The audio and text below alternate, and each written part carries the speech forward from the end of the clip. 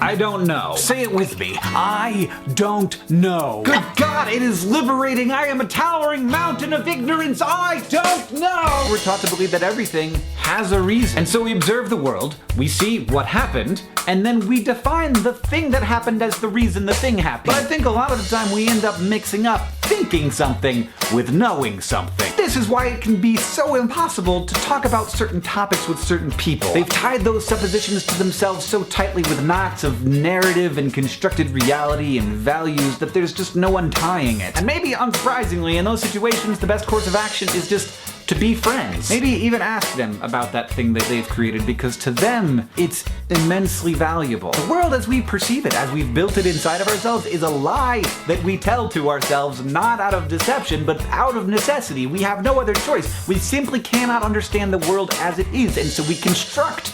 But sometimes I just have to tell myself the thing that is definitely true, the truest thing I can say, which is that I don't know. Never know.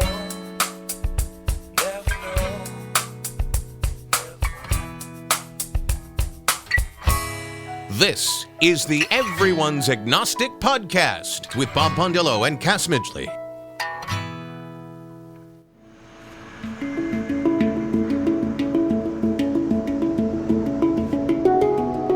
I feel like I was able to relax a lot more and be a lot more okay with who I am. There's this Bible verse that says, "The heart is deceitful and wicked beyond all measure. Who can know it?" What a terrible thing to tell yourself.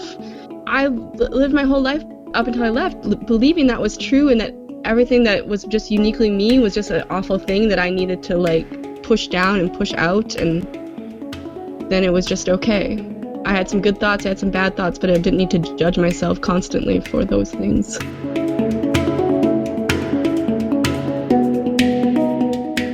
Welcome everyone to episode 127 of the Everyone's Agnostic Podcast. I'm Cass Midgley. Today, Dr. Bob Pondillo and I interview Erin Leigh. She's another Minnesotan guest. She's a math teacher and a marathon runner and an ex-Christian. We interview people you don't know on a subject no one wants to talk about, but we think it helps people to talk about it, and we like getting to know these people. Today, it's Erin Leigh. Erin was raised evangelical, went to church 3 days a week, thought she knew 100% of the truth. She left Christianity when the questions outnumbered the answers at age 25. She's now 32. She blogs as a math person at amathperson.blogspot.com. One of her posts is called "A Letter to My Christian Friends," and the following are excerpts from that blog. Quote, "As many of you know, I was once one of you. From a young age, I was active in the church I grew up in. My mom and dad loved him. My grandparents loved him, and so did most of the other people I knew, so it seemed like a pretty reasonable thing to do. We participated in AWANAS, and I was a dedicated verse memorizer. When I was old enough, I joined the youth group, and my life began to revolve around Christianity even more. We had the best parties, amazing retreats. I got to sing in the band, and all my friends were there too. It wasn't just about fun stuff. I took my faith seriously. I led the campus Bible study. I questioned my faith and found solace in the various apologetic resources. I lost someone dear to cancer and was compelled by their story to believe even more deeply that there was a God. In college, I was equally involved in campus ministry, but the questions I felt I had wrestled with in high school still remained and were in some cases more emboldened. I struggled with the lack of intellectualism expected from anyone in ministry I was involved in. I struggled a lot in college with fitting in with Christian circles.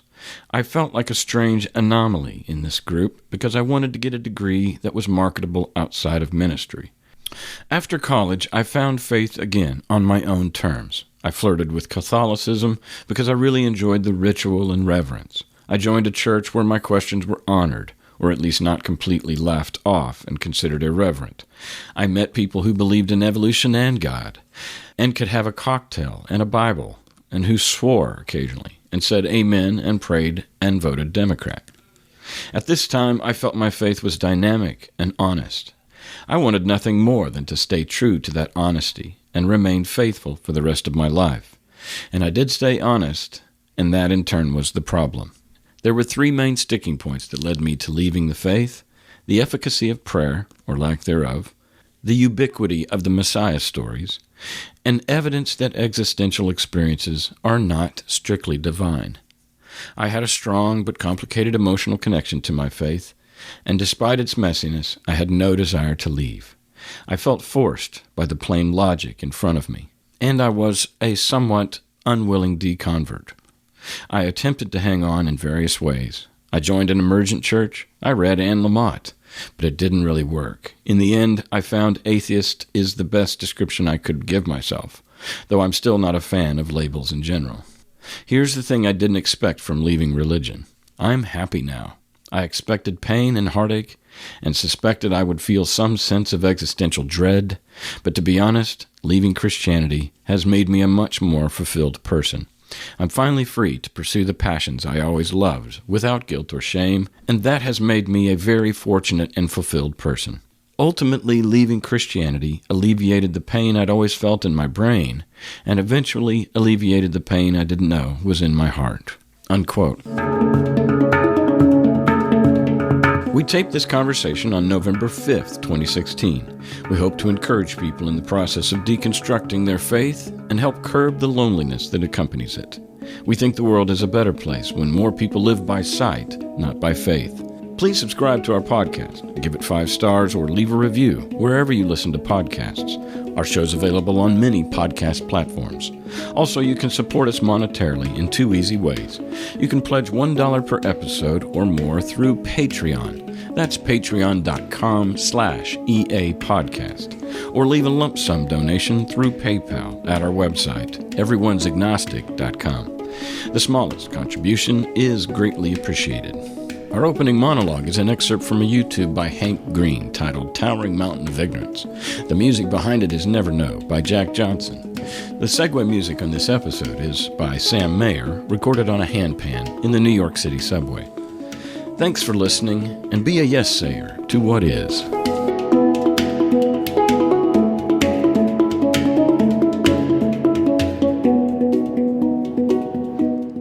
So hello, Minnesota.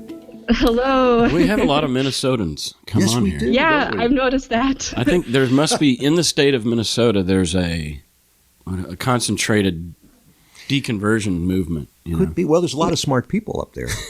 There really are. Right. Yeah, a lot of in the Wisconsin, Minnesota, all those areas. It's too cold to do anything else. Yeah, Just we go have inside to and study. stay inside. So this brings up an interesting subject, and maybe Erin, you can speak to this. And that is, it is an assumption on my part that if, and I know this sounds elitist, but if you're smart, you're going to eventually either really, really deconstruct your faith down to where it's just a semblance of a scaffolding that resembles the old narrative, or you're going to depart from it altogether. I think if you follow the logic, I think if you don't engage in too much willful ignorance, you'll, because I have some smart friends who are Christian, and I feel like what they've done is a lot of sidestepping, I guess. We call it compartmentalization. Yeah. Yeah. One of my more intelligent friends, who's also still relatively conservative Christian, although not as extreme, I feel like what her strategy has been is she like kind of works around everything. Like she comes up with very creative ways of looking at different verses that can be really offensive, and then like, well, God was really trying to say this here, or what he, Wow. And she doesn't think she's. Well, I guess she is cherry picking, but she doesn't think, that this is something written in the 1st century. And, in terms of the context, I think what they were saying is pretty straightforward, Yeah. But 21 centuries later, when you look at it, you think, oh, that's not right. That, we've evolved. Well, that may be what they're doing, in fact. Oh, I see. Trying to make it more relevant that way, or make it more, or write it off as irrelevant because of the timing. Ah, okay. I mean, I'm just thinking out loud. I mean, that's how you. Yeah. So it's possible to look at the Bible and go, well, virgin birth, not so much. Substitutionary atonement. How do you say it? Substitutionary atonement. I don't think so. You can go on and on and on like that. I did for years. Yeah. Until and what do you Christian. got? you say, no, Adam and Eve, okay, hell, forget it. It's like, what do you got then? Exactly. After a while. I think a lot of too, it's like, oh, well, God can do amazing things and we just don't know how or it happened. Like, we can't explain the miracles because they're miracles, right? Yeah. I don't know. I think that's what people... Sure. I've heard many Christians say that if you are trying to approach faith with your logic and reason, then you're missing the point. Right, Really? right. Yeah, like, I just have faith. I don't get worried about all that exactly. rationale and stuff. Wow. So I know as an engineer, as a mathematician, and reading your blog that you wrote, your open letter to your Christian friends, right? That it was clear that that was you're wired. Your brain is wired in a way that was eventually not going to work. Really? Yes. Yeah. That's what happened. If I was true to myself for any length of time, it always felt that way. Like when I was younger too. And I hadn't yet left. I had to sort of get rid of one small element of myself, or not even really actually a major part of who I am. I had to keep that logical side of myself in check. Yeah. there was like the inner self was screaming like, nah, this doesn't really work, but let me out. yeah. So it really did change then for you. When was it? Were you in college, or was it after college, or before? Or well, I say that I left 7 years ago when I was 25. But okay. I did write out like a list of kind of turning points in that process. Yeah, one was the inefficacy of prayer. Right. That was a major one. That was like, that's when I like stopped being able to go, no. You know, like I couldn't tune it out anymore after that point. Was that because of the time, I think I read that your friend passed away of cancer? Is that when was the turning point? Or, I mean... That was much earlier. Okay. So I had some doubts and things like that in high school, even when I was a young child, actually. But, well, the school, the church I was raised in was a really great church to grow up in, a very nice community of people. And I think they were always like sympathetic to the questions. Like they'd be like, oh, that's good that you're questioning. Here's, a book that you can read and it'll answer all these questions.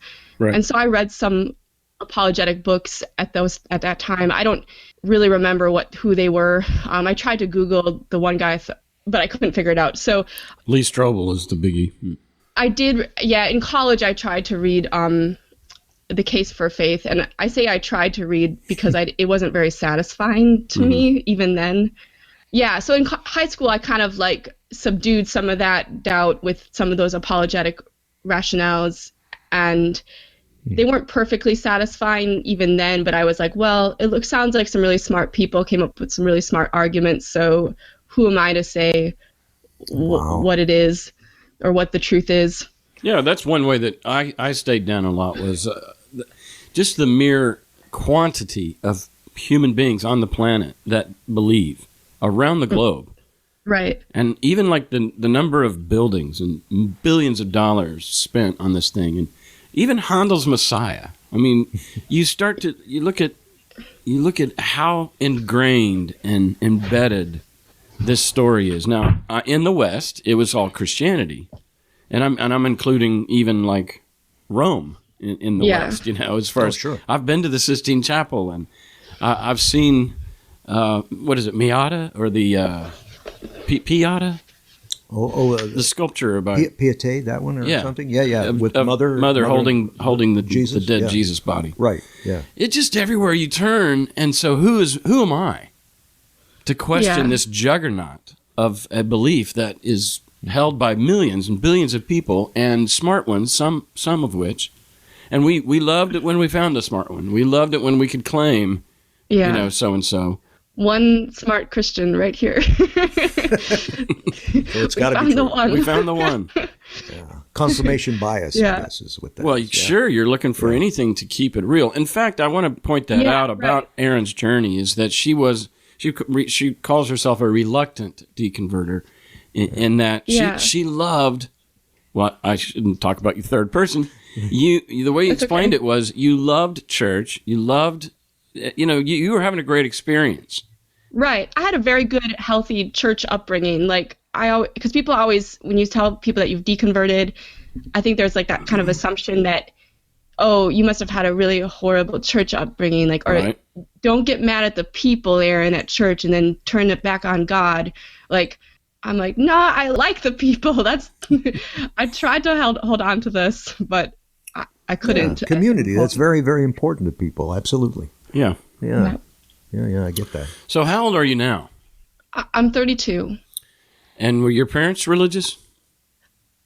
Yes, very involved in the church growing up. My dad was an elder, and they're at a different church than the one I grew up in, but he's still very active and involved there. And my mom has always been involved with the nursery, and she was the nursery coordinator for a few years at the church I grew up in. So What church did you grow up in? What denomination or faith? it was an Evangelical Free Church of America, I think is the EFCA, I think is the denomination. Okay. Yeah. Does that come out of something I don't know like about Baptist or?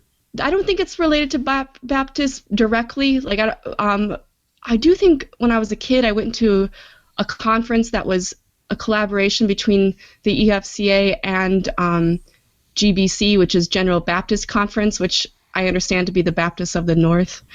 Okay. Yeah. I get you. All right. And how about your mom and dad? You said they were somewhat religious. And what church are they at now? It's another EFCA church. Okay. All right. Yeah. Did they know about you though, right? And they do. Yes. We've shared. How do they respond? They're not vicious, but they don't like it. But we don't talk about it much, and that's kind of my choice actually, because it just seems like a fruitless conversation for me, and I don't really like annoying them. Or I also don't really. I feel like it ends up annoying me too, like because they'll just say things that frustrate me, and then the whole thing becomes frustration. And as a family, we do get along relatively well, so I'd just rather not talk about it. I guess that's kind of passive. I guess that's kind of Minnesotan of me, but ironically, there's a scripture that I think it's Pauline, and he said, "Avoid idle arguments." Oh, really? And I think of idle as your engine is on, but it's not going anywhere. And so, an argument where wheels are turning, but it's not going anywhere. And that's what you're doing. You're avoiding an idle argument, and especially with two people that you want to maintain a healthy relationship with, and that's not going to help. Right. Was this 7 years ago that you unloaded this on them, or how long ago? Yeah. So it might have been about a year after that and I probably said agnostic, but I think they asked me because there were my parents. Well, one of the challenges I've had with my parents that isn't necessarily related to fundamentalism, though I think there's some ties, is they've kind of had a hard time like cutting the letting me go, umbilical, be an adult. So they were very involved with my life, more than I wanted at a certain point, and we had to kind of have a conversation about that. But they knew I wasn't going to church, and so then they were like, well, what's going on, and tell me more about this. And so they brought up the conversation, to be honest, and I just answered them honestly that it wasn't a moral failing on my life. I was deciding not to go. Right. Well, and that's what I don't believe that. Yeah, the reason I ask is that in 7 years, that's plenty of time for them to see and witness and experience you as a wonderful person, and Yeah. No, actually, my mom said in a conversation we had a few years after that, she was like, Erin sometimes acts more Christian now than she did before. Totally. How true. Totally. I guarantee you, I'm more Christian. Well, I was pretty darn Christian, but honestly, the love, the compassion for the other, the patience, like the relax, lighten up. Yeah. A lot of that has been a real healthy move for me, emotionally and relationally. Sure. Yeah, I feel like I have a lot better. Maybe this is not related to leaving the faith, because at the time I left, it was also a time of like a lot of growth in my life, because I was 25 and a lot of different other things happened at the same time. But yeah, I feel like I'm a lot more mature and a lot more self-control at this point. And Yeah. Great. Are you an only child? no, I'm the oldest, but I have a little sister. Okay. One sister. She religious? She is. She's dropped some of the fundamentalist aspects of our upbringing in her own faith journey, but she's still religious. You live anywhere close to your family? Yeah, I live pretty close. Okay. My parents, they're both within a short drive. Okay. So you see each other often? We do, yes. Cool. At least once a month, yeah. Oh, excellent. And how about your sister? She's still younger than you, but is she still living with your parents, still religious like that? Oh, no, no, my sister lives in her own house with her husband, and she has a baby. She just got one. Just got one. Just pick one up. Huh? Big one. Went to Sears. Okay. Well, how about you? Do you have children? No children. No kids, yet, but you're married. I am married, yep. And is your husband a believer, or how did that work out? No, actually, we met in a group in the Twin Cities that I used to be the organizer of, called Former Fundamentalists. And we met and we kind of instantaneously fell in love. Wow. Yeah. Well, there's two things there that are very cool. One, the first, love at first sight is always interesting to talk about. Sure. But the other thing is that there was a meetup group or a community called Former Fundamentalists. Yeah. And that was your idea, huh? I didn't start the group, but I went to the very first meeting. And You're friends with the people that did start it. Yes, I am. Yeah, it worked for me. It was just totally the right people for me to be hanging out with at that time. Like, I had left, like I said, I left when I was 25, and as I mentioned, like, the strongest tie for me to not end up being the hardest thing to leave was the community. Right. And so immediately I was like, okay, well, I'm just going to get an atheist community. And so I did, like, within, like, months of leaving, I went to the Minnesota Atheist meetup, and that ended up not, like, totally working for me because I don't think people understood where I was coming from at all. Like, I think they thought, like, I would just be so excited to have left my church, and I wasn't, and or like they didn't really know, or a lot of people there would be like, oh, I never believed, and I'd be like, I need help. I need to process this. Yeah. That's a big difference. Yeah. Yeah, and so I went to the Former Fundamentalist group, and I remember the first guy there told his story, and he's like, oh, I never really believed anyway. And I was like, shoot, everyone here is going to be just like, and then the next person to talk was like, actually, I bought in hook, line, and sinker. And then I was like so relieved because I was like, okay. Well, by the mere title of the group, Former Fundamentalists, that guy shouldn't be there. He should have come, right? No. It's not for you. And let me talk about that for a second. This is a big deal because in the context or in the story of tribalism, and, tribalism's kind of got a bad name as far as it sounds barbaric and stuff. But the truth is that it naturally selects that when you do things together, that you're going to thrive, you're going to be happier. And it's a strong argument can be made that the happiest person is the person who is involved in activity that helps others. So one of the things that Bart Compelled talks about is you have to have a fairly acute banner under which this particular group or that particular group is gathering. If it's too broad, then it lacks the intensity, it lacks the specificity of what the people there are going to need. Yeah. And so he makes no apologies for saying, this group is specifically for this. And it sounds bad to sometimes exclude people. Sure, right. But he's saying, no, that the people that are here that need this group to be this are going to benefit. And that person who really is a square peg in a round hole, or can you guess which one is not like the others? He or she can find a group where, in fact, his specific needs would be better met. Sure. So anyway, I'm just saying that just having a group that is specific, this is a big deal, because when people talk about this all the time on the show, and I know I've experienced it just personally talking to people, I know I experience when I go to atheist conferences. You have this wide spectrum of people who are third and fourth generation atheists who have no clue what we've been through. Right. And maybe no empathy even, because they don't have anything to compare it to. Exactly. So. Yeah. I find that with my running friends, like most of my friends through the running clubs are largely secular. No one's real religious.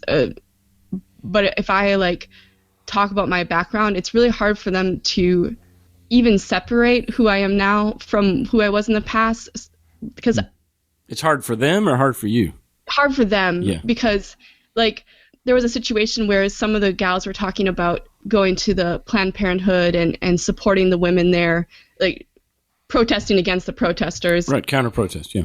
Yeah, and and one person was just saying, I'm so frustrated because they don't understand that you can just have birth control, or that Planned Parenthood gives out birth control. And I said, well, some people from that community think that birth control is bad too. And when I said that, they didn't really hear me say, like, they just like, I think they didn't realize that I wasn't saying that, but I was just saying, like, this is some of the ideas from that community. And I think they like gave me this look like, who are you and what kind of crazy talk are you talking about? Yeah, exactly. Well, they aligned you with that right away. Yeah, because I was like speaking to the mindset. They were like, they couldn't quite understand. Wow. Huh. Like how I would know this kind of thing or whatever. But yeah. Well, yeah, and even the name of our show, Everyone's Agnostic. You know, I mean, right there, that's a banner. And we do get people that come on and say, well, I don't think I'm agnostic, I'm atheist or something. But the point that Cass was making with the title was sort of like you said, an umbrella that says, come if you're atheist or agnostic, you know. It's a starting place, and it's a starting place of humility. That's it. Yeah. Yeah. And where you go after that, it's fine. But like, you know, if I'm going to have somebody listen to the show that might be on the fence, they're going to more likely listen to a show titled this than with the word atheist in it. They're going to be afraid of that. And this is, so it's a little bit tactical on my part. No, that's true. I think that's really smart, actually, because I think this is the type of show I would have listened to when I was struggling with all my when I was going through the existential crisis of leaving Christianity. I was afraid to like listen to more riotous things. So and they're out there, by the way. You can find them if you want to hear them. Well, what about your existential crisis? Talk about that a little bit. Oh, sure. Well, like I said, high school, I was very involved. I kind of defended my faith with apologetics. But I also kind of, at that time, late high school, became sort of critical of the church for not being biblical enough, I suppose. Essentially, it's impossible to be a biblical literalist because there's so many things in the Bible that I didn't see it that way at the time, but I felt like the church wasn't living up to its mission of reaching all people. I felt it was very exclusionary. And I also felt it wasn't very respectful to people who were intelligent. That's the best way I could phrase it. Yeah. See, how do you do? You see, you don't want to be an elitist, but you do say that's just not smart thinking. Yeah. You know. But go ahead. I'm sorry. No, it's okay. And so at the end of high school, beginning of college, I briefly dated an atheist, which I know when I always say this, I'm like, oh, that's the, you know, like Christians will be like, oh, I see what you did wrong. Yeah. You know, be ye not yoked with unbelievers. Yeah, right. And so, but he presented some arguments that I had never heard before about why not to believe, and I had no good responses for them.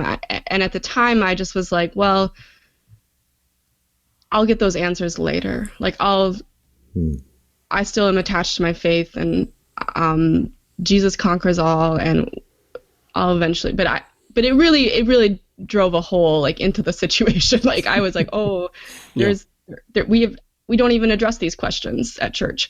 So this is an interesting subject because whenever you're with people, like say you're running friends, you know. Yeah. And maybe where you're at, like here in the South, this is rare when you find somebody who's so over religion and might even be never in religion, so that when you do mention I left my faith and it was really painful, they just look at you sideways. Yeah. And it does two things. One, you realize they don't have any grid for this. But two, if you have any angst in your heart towards yourself for having ever fallen for it, and then you meet somebody who never did, then I always felt like, one, I was envious of them, that they never drank the Kool-Aid. But number two, it just further stung the salt in the wound as far as my own self-disappointment. And then to meet somebody who's lived their whole life religion-free, just came through, smooth sailed, right past all the traps of like Sunday school or vacation Bible school or parents who, led you down that path. And yeah. God damn it makes me mad, and both at them, at myself, at America, at the West, at fucking pilgrims or whoever. I mean, yeah, you name it. That's I want a godless world so badly. Yeah, I want it for everybody. Yeah, I think. Well, yeah. I mean, I'm getting off of the story here, but go for it. I feel like that's the hard thing for me when I look back at my friends who are the few friendships that I've maintained. The thing that I fear for them, I guess, is that I see how it's hurting them mentally. Christianity. I guess. Yeah, because you're so talked down to within that experience. Yeah. And Self-debasement. I have so many smart, kind, thoughtful friends who just can't see themselves in any sort of positive way.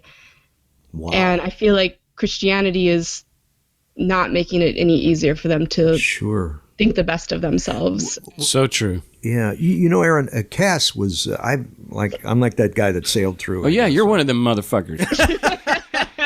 Yes, that's me. I have a Hobie cat, just right through. Anyway, but he went I think he says 39 years. This is where I was, and you were like more than 20 years, into the faith. Did you ever have that sense of, gosh, damn, what the hell did I do? What a waste. What have I done? Have you ever No, had she doesn't have that. You don't have that? No. Not as much, but I have. I mean, I think for me, the thing I do feel that way a lot about, and I try to rein in the regret, but I got married when I was religious. Aha. And I just never would have done that had I not been there you go. Right. a Christian. Okay, I see. There's a lot of background and nuance to it, but yeah, I don't think I would have felt like I had to marry that guy.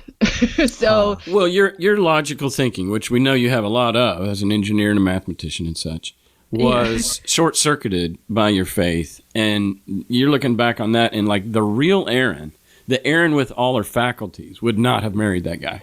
Exactly. Yeah. I felt a certain pressure to get married because I didn't want to mess up again and have, it wouldn't have been the first time, but I didn't want to mess up again and have sex outside of marriage. So I have to wow. And if I don't get married, I'll never be happy because women who don't get married are miserable. Oh, gee. And I feel like that's an attitude of the church, that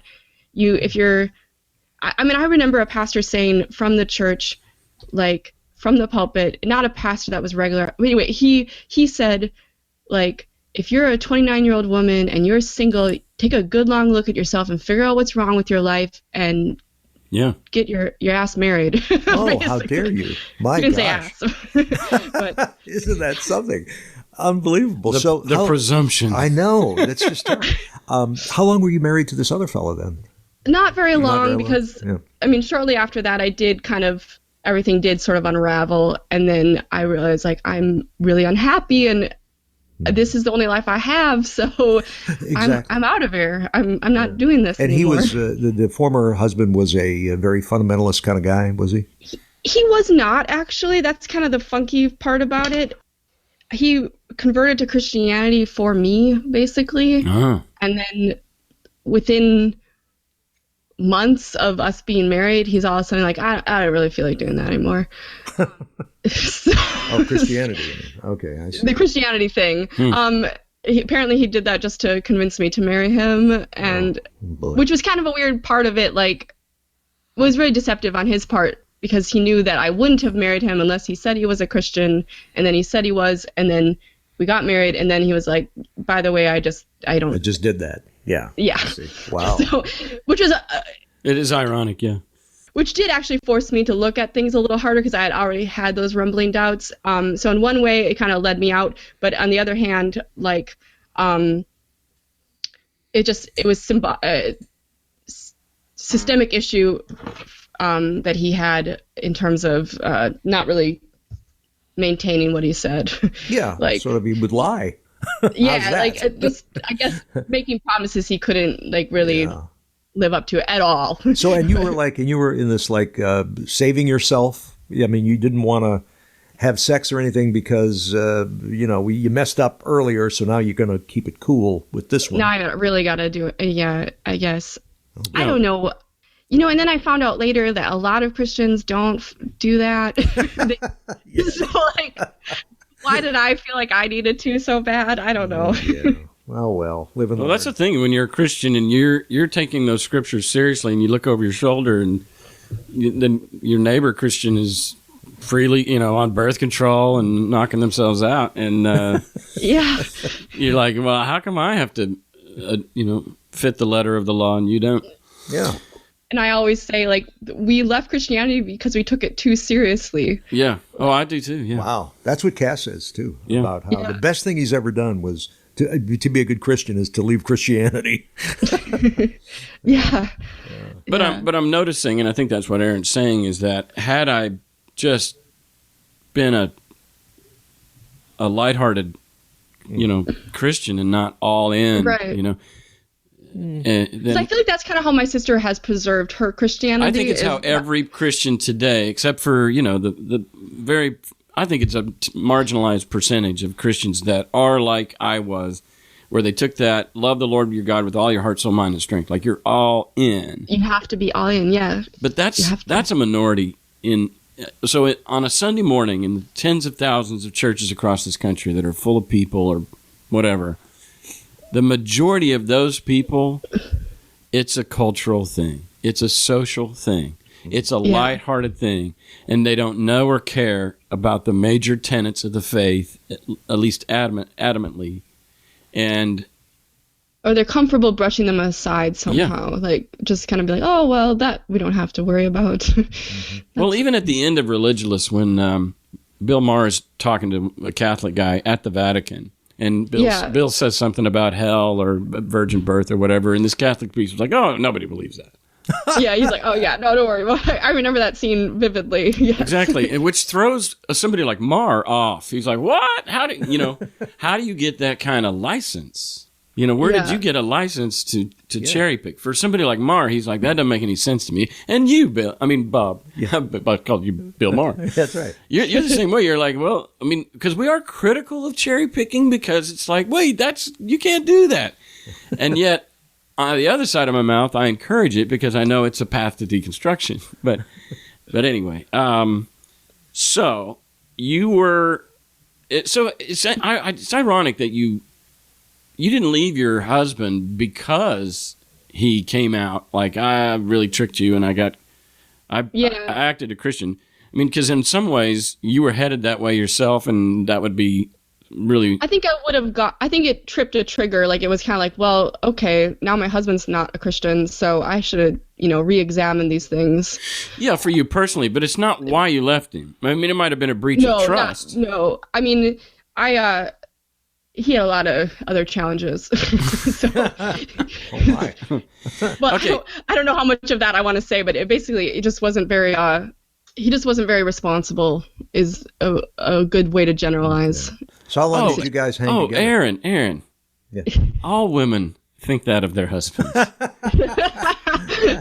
No. I feel like that's a message that is in the media, though, right? Is that like you have to take care of this husband guy of yours, and like you can't expect him to pick up his own socks or dishes or Oh, well, that is a Anything like that. message, but I'm just there. So It's okay. So love at first sight with your now husband. What drew you to him? He has a certain, it's very vague to say it this way, especially since I've already made this case that I'm this very logical person. But he just has a certain energy and well, when we go to the former fundamentalist meetup, you end up sharing a lot more about yourself than you would in a normal context. So it really was learning about his background story and identifying with so many things in that story that made me kind of fall in love. And, I was just in the right exact place. I was ready for that in my life, I guess. Yeah. Well, love is love. I mean, this is kind of cool because we're talking to logical Erin. And Yes, logical Erin. And she said, there was just something about him. And I think that is love. Like, you can't talk about it. You can't nail it down.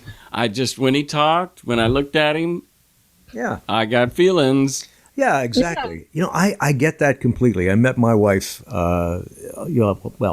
telephone dating. That's how long ago it was. But that's how, it's like computer dating, only it's, before that technology. Anyway, so really? I met her on the phone. How cool. On the phone, I didn't know that. And then when I finally did meet her, and we had talked a lot on the phone. Yeah. We even said, look, if we meet each other and we don't like each other, let's at least be friends because you're so funny, and we'll go to movies together or something, go out to eat, just have some friendship, So then when I met her and she looked okay to me too, and I guess me to her, it was so much like, my God, it's the finger of God. It's the finger of my dead mother pushing us together. That is so right. Right. And then, because I too am a little logical, I'll go, no, it isn't. It's proximity. And, when they go, what are the chances? Well, the chances are there are chances. It's the law of large numbers. You can actually start, as a mathematician, you could start thinking, well, wait a minute, we can make a mathematical explanation for out of it. How this came to be. And so if you were in France, you might have met somebody and you would say, my God, there's my soulmate. And if but it does sound much better when you talk about it in a magical way, because it feels magical, It's much more fairy tale. Yeah. What's wrong with that? But I think there's an element of intentionality. Like I was at this meetup, You put yourself out there. Yeah, I was attempting to meet people. I was available to that experience in my life. Like I wanted to have love in my life, I guess. And I saw that there was a cute guy who had signed up to go to the meetup. So there you go. Like, what's the problem? I was like, I was hoping. Yeah. Excellent. Well, you deserve it too. So Erin, are you a recreational reader or Gosh, I'm not very good at reading. I mean, I am capable, but I'm so bogged down right now with grad school. So all my intellectual efforts are kind of sucked up with that at the moment. But I do have an audible.com account, so I've read more audiobooks. Yeah, me too. Well, for grad school, I do have to read some interesting books, so that's fun too. What are you getting your PhD in? Well, I'm not yet going for the PhD. Oh, it's a master's you're going? Yeah, master's in education. Oh, excellent. Excellent. Yeah, some good books out of that. It's been fun. I really like education. Like, I really find that has been a perfect career option for me. Yeah. So I feel really lucky to have figured that out at such a young age. Yeah, you're sort of a built-in teacher. What do you mean built-in teacher? Well, I mean, you have that vibe, whatever the word is. You have that desire. Oh, yeah. That calling. How's that? Yeah. The pedagogical gift. Yeah. It feels really natural to me. Like the stuff I'm reading in the books, I'm like, oh yeah, I thought that. I should. I've been doing that. So that's nice to realize that my intuition was pretty close to what's been researched. So do me a favor and open up your Audible app and read me some of the books. Oh, sure. I can do that. Let's see. Library, my books. I should look at the ones that I've actually read and not just like you. Yeah, I got a lot of those. Well, but it does show your interest, though, so it's still interesting to me. Well, I've got Michelle Obama's book in there. hoping to read that soon. And I've been going through the great courses with Bart D. Ehrman. Oh, Yeah. Bart Ehrman. Yeah, he's great. I really like his stuff. Yeah. So you're still interested in the biblical stuff? A little. I went through a phase of really being interested, and now I feel like I could kind of take or leave it. Yeah, that does happen. It does happen. Yeah. You really get into it, and then it's like, okay, I think I got this, and then you move on. Yeah. Yeah, but as an ex-Christian, at first it might be wanting some confirmation that I did the right thing by leaving, or I did the right. So my doubts were confirmed by Ehrman, who et cetera, and so that feels good, or some kind of confirmation. Maybe even just you're still checking it out. Right. Because if there's something left there to believe, then I want to stay there. I mean, we're talking to Erin. Yeah, I think I was trying in the process of unraveling. I was trying to be like, okay, did I miss anything? Just exactly. Well, the best place to go rather than Christian apologists are to scholars and scientists and stuff who have really, the rigor. Well, they're of going to be scholarship. honest. Exactly. You know how hard they work on this scholarship. They won't put anything out there unless it's correct or determined and all that stuff. Research. So you got it. So you've got something in your hand that, especially to a logical person like yourself, would make sense. Yeah, one of the best resources for me when I was going through that phase was the Reasonable Doubts podcast. Yep. They're not making it anymore, but it was kind of interesting because we're jumping around in my story here, but that's okay. One of the things I started reading was the Friendly Atheist blog because I had actually bought Hement Mehta's book at a Christian bookstore. Yeah. And he had linked the Reasonable Doubts. And when I first started reading that thing, I was still a Christian, and I would just be like, oh, looks like Christians are behaving badly again. No surprise there. And then he did eventually link this podcast called Reasonable Doubts, and I clicked on it to listen to it, and they started talking. And I realized that they were going to actually address the arguments or the concerns I had with my faith, like up until that point. And I turned it off. I was like, really? Not ready. Wow. I'm not ready. I can't do it. And I understand that. And I just was like, oh, wow, they actually are talking about the concerns I've had this whole time. And then so I turned it off and I didn't listen, but I kept reading the Friendly Atheist blog, and eventually he linked this prayer study, and I understand that it's been done like multiple times. Right. Basically, it showed that prayer is not statistically valid as a healing technique. No efficacy in prayer. Right. Yeah, and that was super powerful for me because, like you said, I'm a logical person, but at the time I was an engineer and I was doing all these statistical studies at work, and I was like, like, wait a second. Yeah. And that was when the floor fell out. Like, I had already sort of started to lean in that direction, or started to have some major questions, but that really. And then I went back and I said, oh, there was that podcast. I'm going to listen to it now. Now you're ready. Very good. Yeah. Great podcast, by the way. They were on the air for 10 years. Hement Mehta? He was No, Hement wasn't on it. Okay. He was one of our guests, though. Yeah, we had Hement on, but we had Justin Schieber on, who was a part of that. He was a part of it, towards the end. Well, he's brilliant. Yeah, Justin's a great guy, and so is Hement, for that matter. But I listened to their last episode. Really, by the time you and I started doing this, they were trailing off. Like, they were... Yeah, that's true. They had been doing it for 10 years, which means... Literally, like, podcast wasn't even a word. In fact, podcast was a word in my crossword yesterday. Really? It said modern media or something like that.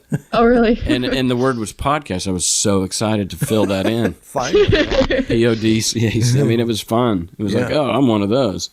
But anyway, so those guys were trailblazers, and they were really good guys, and it was a great show. And the actual last episode, because so many people... like tens of thousands of listeners. Sure. Yeah. Were, in a 10-year period, they really snowballed up to a huge audience. And the people, what they did is they played clips from, like, answering machine messages that people would leave. Oh. And literally, that was, I think I was moved to tears. They were so touched by that podcast. I'm one of the people on that reel, actually. You are? Yeah, I am. That's so cool. I've heard your voice before then. Yes. So there's this thing about being ready to hear something. And I know for me, when like Bob said earlier, I beat myself up for waiting till I was 39. But the reason, there was stages there. In fact, in college, I had a philosophy class that just rocked my faith. Yeah. And I was able to climb up out of that hole, and save my faith. But it hung in the balance, and I think we can say, in hindsight, I wasn't ready. Mm-hmm. And that's okay too. I needed for Christianity to be true, because it was so valuable to me. It's funny that the Bible calls the gospel the pearl of great price. And when it becomes that for your own heart, it is really hard to give up. And so you're not ready. You look something in the eye, or you hear them start to talk about things that are like, oh, that's too close to home, and you turn it off. Right. I think it was just, that was the nail in the coffin, and I didn't want it yet. So. Wasn't ready for the coffin. That's right. Wow. All right, read some more titles of your books there. Oh, okay, sure. I've read a lot of Margaret Atwood. I loved her Mad Adam series. That's fiction. With Oryx and Crake. Yeah, it's fiction, I think. That's fiction, right? Yes, fiction. Mm-hmm. Cool. Dystopian fiction. Margaret Atwood. All right, I might look into that. I need good fiction every now and then, because I think fiction is a good escape. Oh, It sure. is. It is. It's lovely. And The Big Short. I read that. I love the movie, and I love getting the background details on everything, like who were these people really? Yeah. And all that stuff. I read it before the movie came out, and then you saw the movie? You saw the movie and really enjoyed it. But are you intrigued with economy? Yeah, definitely. I am. I think actually thought it would be really fun and to be a financial analyst. Mm-hmm. And with my education, I could probably, weasel my way into it. But I don't know. When you're a teacher, like you feel like you're doing something good every day, and I feel like being a financial analyst would not necessarily have that same sentimental value. Yeah. You'd be doing it for the money, or doing it for yourself or something. It doesn't feel like you're helping. I understand. Yeah, I mean, I think there could be ways to do it a little more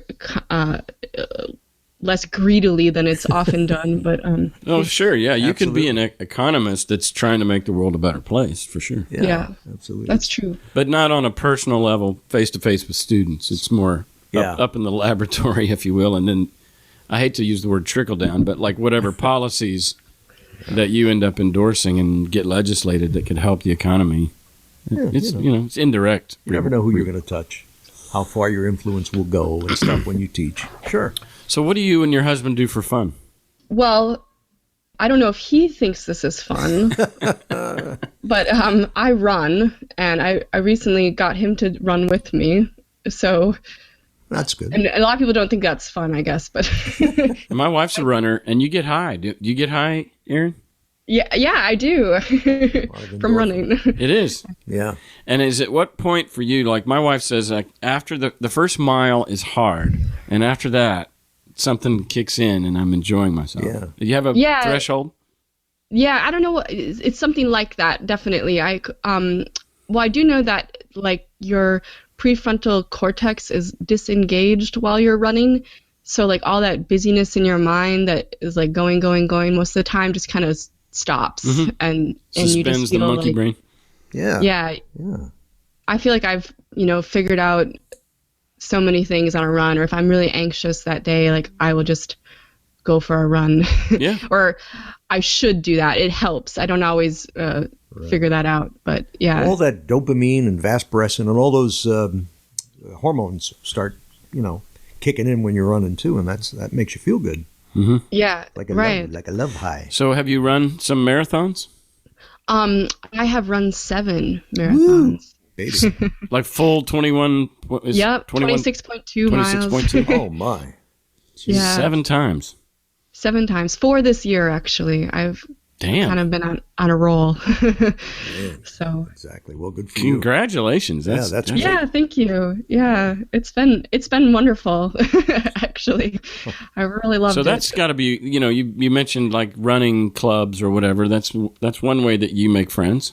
Yes, I have a great running club here in the Twin Cities that I'm a part of, and my Thursday night crew is definitely like some good people. So are these people drinkers? yes.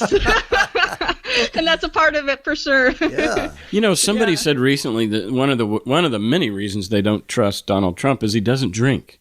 What? Oh, really? Yeah. I feel like Well, that's hard to believe. I didn't know my opinion of him could go lower, but It just did. has. Yeah. Well, and there's two things going on here. One, if you were an addict and you have to abstain, then all Yes, good of on course, you. yeah. That's separate. But barring that, if you don't drink, I feel like the smart people drink because they have to. Like you have. Oh, tell me about it. I totally agree. We like, talked. You can't deal with the world the way it is, like without Exactly. something to stop it. Exactly. Let's touch on that because I know that there's some listeners on the show.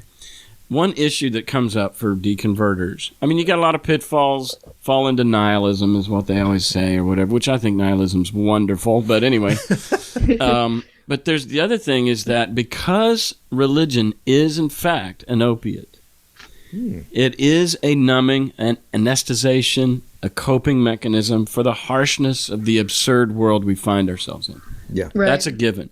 So when somebody dies, when the earth is unjust, when there's 20,000 starving children every day or whatever, these hard facts, the hopelessness of certain situations, grabbing a hold of God is really powerful. In fact, it's one of the main questions for Christians towards ex-Christians is, how can you be an atheist? God is the answer for all these troubling questions, and you just took away that wonderful pat answer. And how do you cope? Well, truth is that one of the pitfalls of ex-Christians is falling into maybe even an overuse of opiates or alcohol or some form of chemical thing. In fact, at the last meeting that we had here in Middle Tennessee with a secret ex-Christian group for people that aren't all out, it came up that I drink every day, and this other guy in the group. Well, this is it, and this other guy in the group, he said, really, you drink every day? And he was so relieved to hear. I think really? I think he felt alone, and I think he felt concerned. In fact, I've been concerned over the years. I've told you this, Bob, that I have an alcoholic friend at Vanderbilt who's a professor, and he's been clean and sober for 16 years or something. I don't know, long. And I told him, I sat down with him one-on-one, and I said, look, here's what I'm doing. And you tell me, am I on the edge of the cliff, or have I gone over the cliff? Right. And of course, honestly, the people in the program, they literally assume that if you think you have a problem, you do. So their trigger is really, really short. Right. As far as defining you and wanting you to come to the meetings or whatever. It's a little quick, for me. But I could take that in stride and filter that out as he was talking.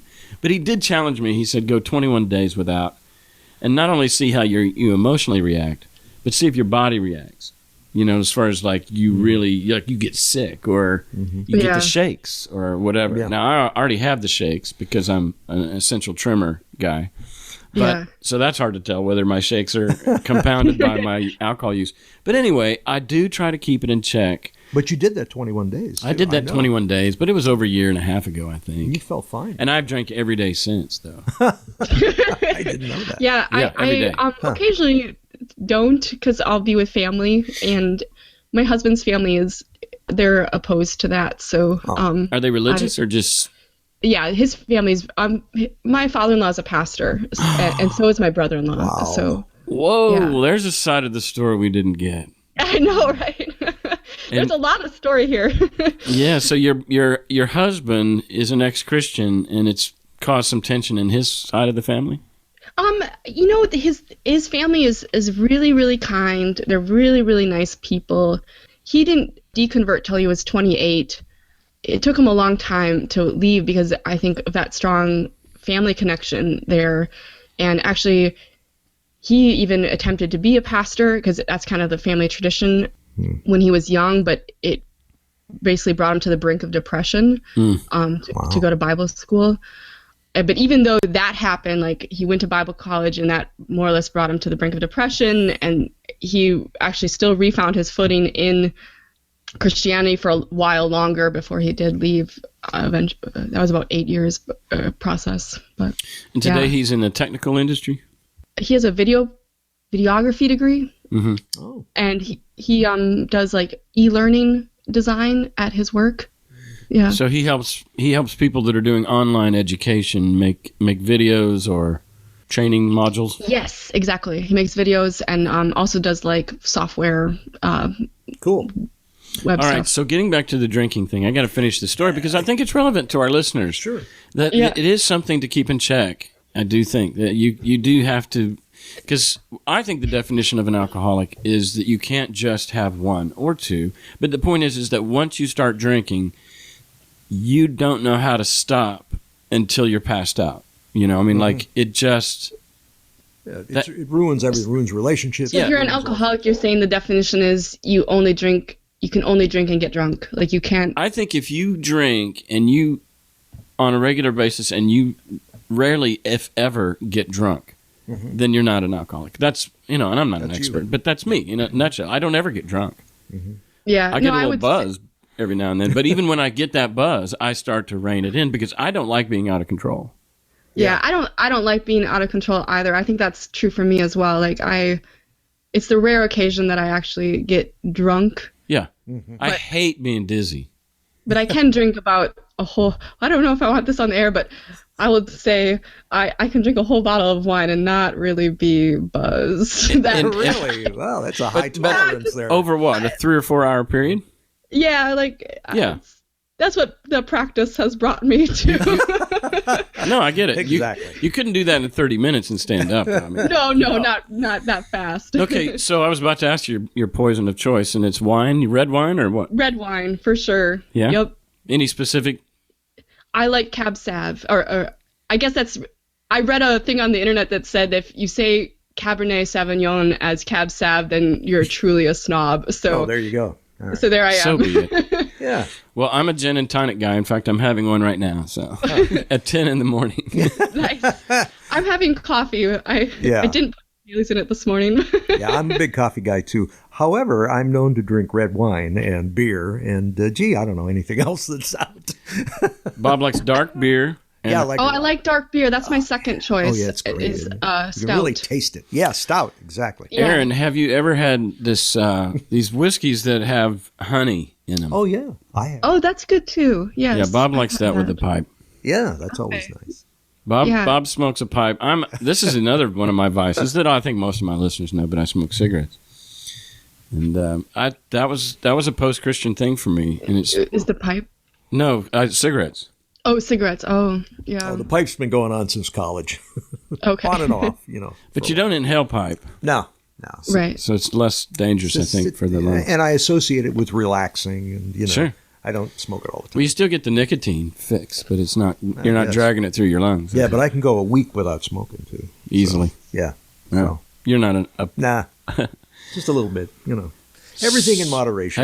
Erin? Have you ever smoked marijuana? I have. Yeah. Really? You like it? Did you inhale?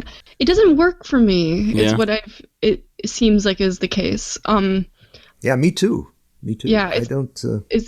Well, we're kind of the logical people, Bob. Do you think that has anything? Wow, that might be the correlation. Maybe not the causation. It just doesn't get me. Yeah. I'd sooner have a beer. That's fine. Yeah, me too. I just feel like I just rather. Yeah, exactly. Mm-hmm. I've done it 4 times, and in the last 2 was a concerted effort, and I couldn't really.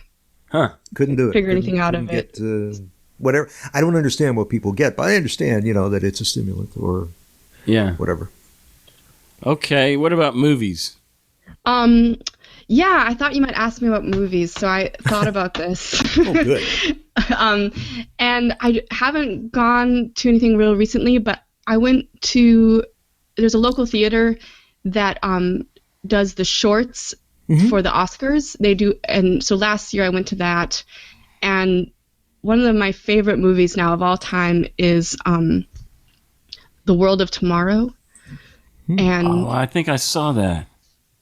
Yeah. Where she snaps in and out of like time travel, or?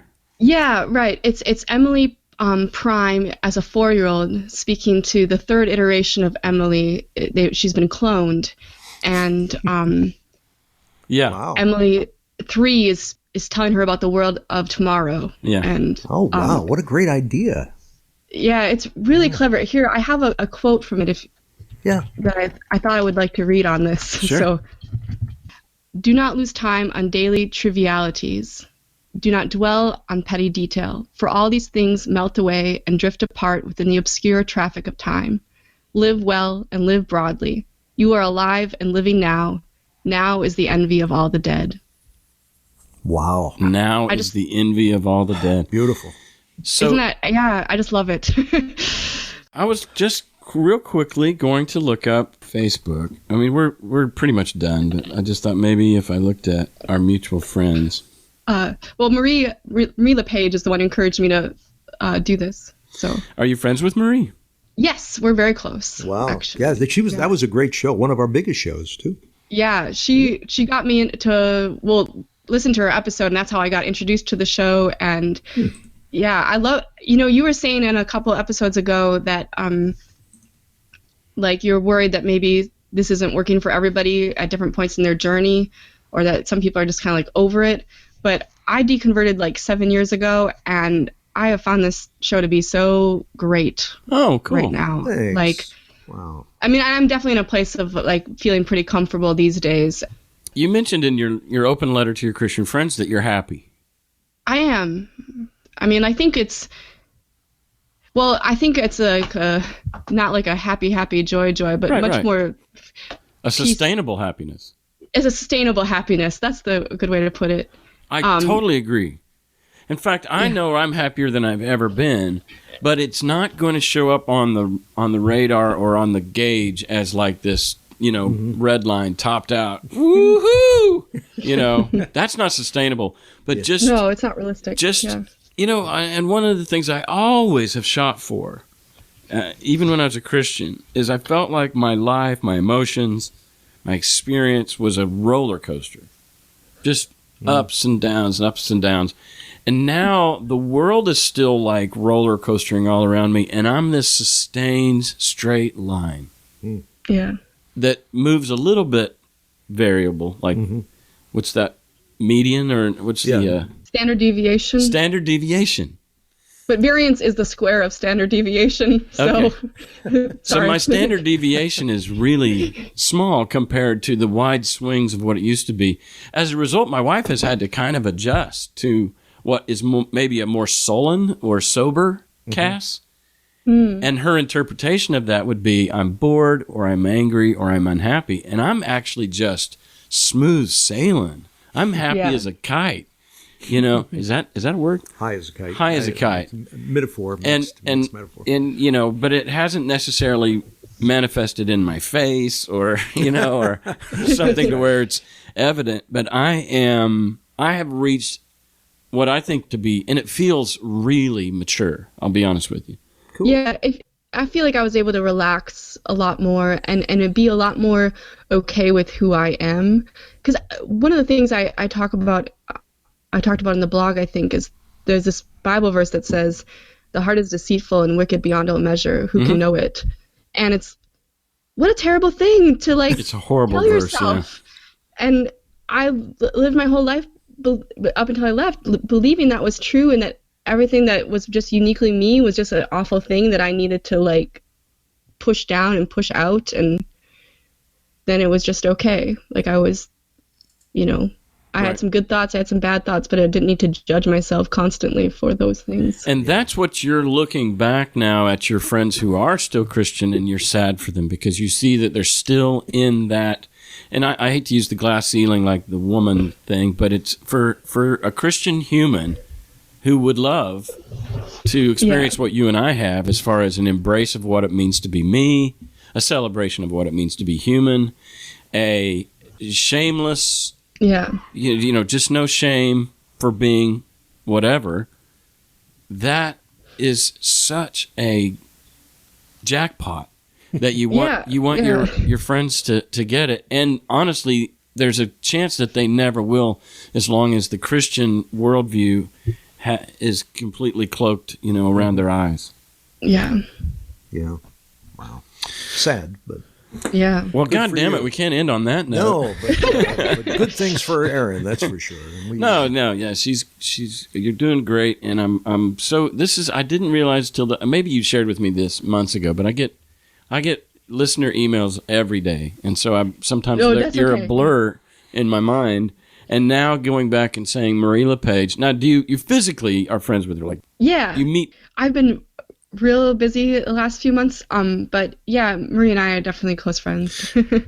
I know Marie Kent too. I don't know her well, but Yeah, well, they both were guests, and yeah. and this is that Minneapolis thing, man, or this Minnesota. But you know, to your point earlier about how there's all these former fundamentalists in Minnesota, I wondered if one correlation would be that we have pretty good public education here. Yeah. Yeah. And then we also still have kind of a background of a lot of Catholics and Lutherans, I guess. So Right. Yeah. so maybe that's kind of the odd. You know, public good education is like DEET to mosquitoes is what it is. What it is to Christianity. Let me say that again. Good education is to Christianity what DEET is to mosquitoes. Is that a good one? Yeah, that's pretty good. It just won't survive very long. They don't have Zima. With the Zeta, what is it called? The Zima virus? Not the Zima. No, it's Zima. Is it Zima? Or is that some kind of drink? Zima. It used to be a denim jean company when I was growing up. Okay. Well, whatever. Right, that's true. I remember that. Zena is you. If you're a woman, just right for you. I will not put that in the show. No, please don't. All right. Well, Excellent. Thanks for coming on. It's good to meet you. And damn, you know, Bob, we need to go up to Minnesota and hang out with these people at a bar one night. Yeah. Do the whole week. Do a whole week of shows or something from there. Why not? That'd be great. Yeah. All right. Thanks for coming. Yeah, thanks, Yeah, Erin. It you're was welcome. great. Have a good day. Yep. Thank you.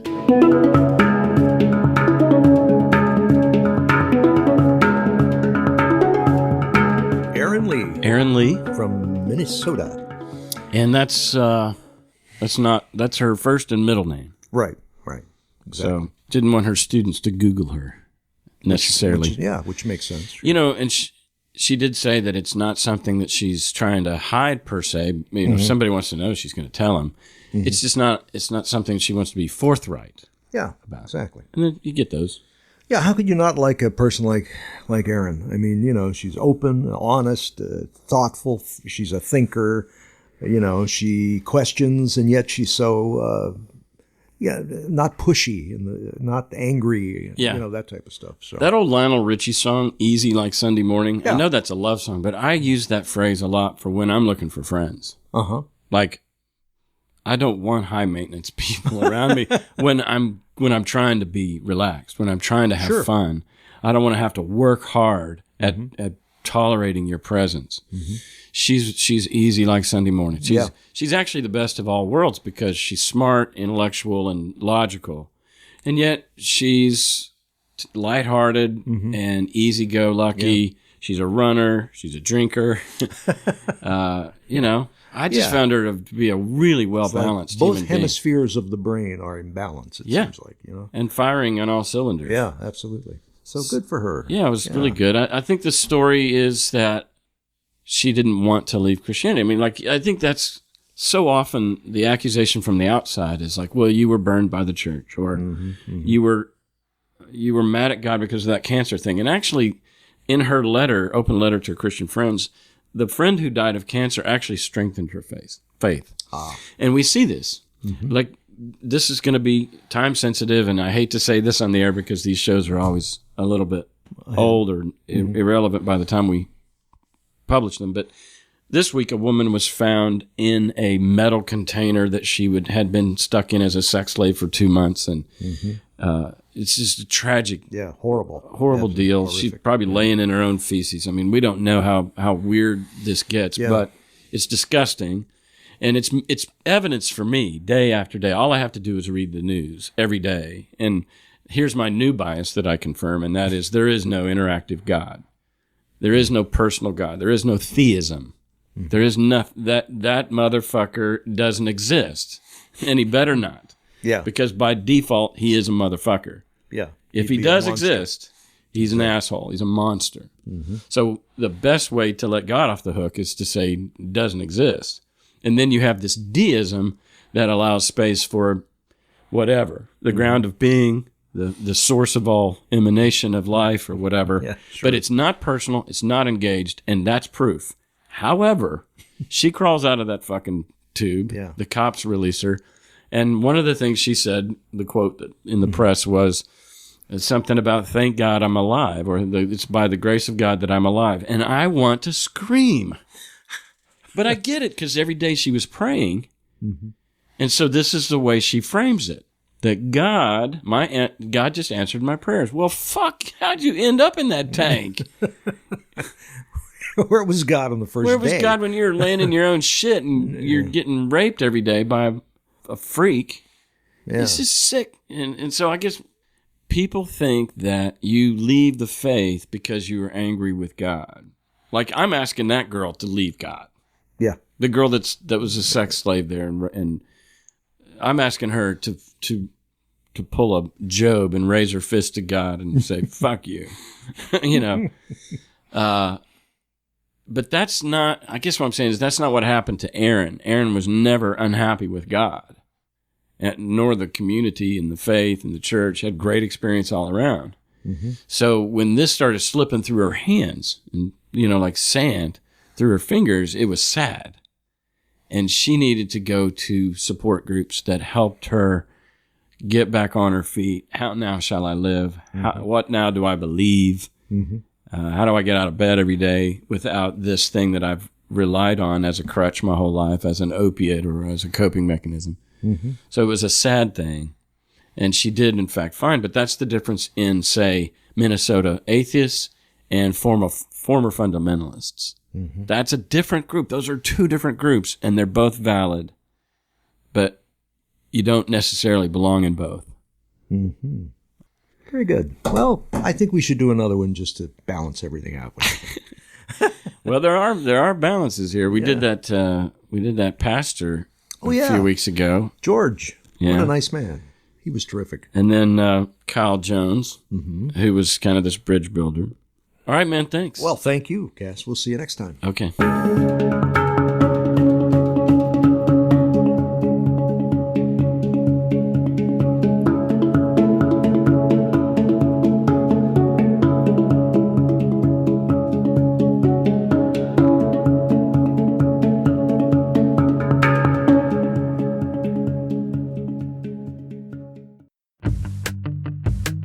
Hi, this is Trav Mamone, host of the By Any Means podcast. Join me every week as I interview bloggers, podcasters, writers, and activists about the intersections of atheism, humanism, racial justice, feminism, LGBTQ rights, and other social issues. You can subscribe to the podcast through iTunes, Spreaker, and Stitcher, and you can read my blog at freethoughtblogs.com/byanymeans. And remember, that's bi spelled B-I. Come take a listen to the musings of a queer humanist because, hey, aren't we all a little bi-curious?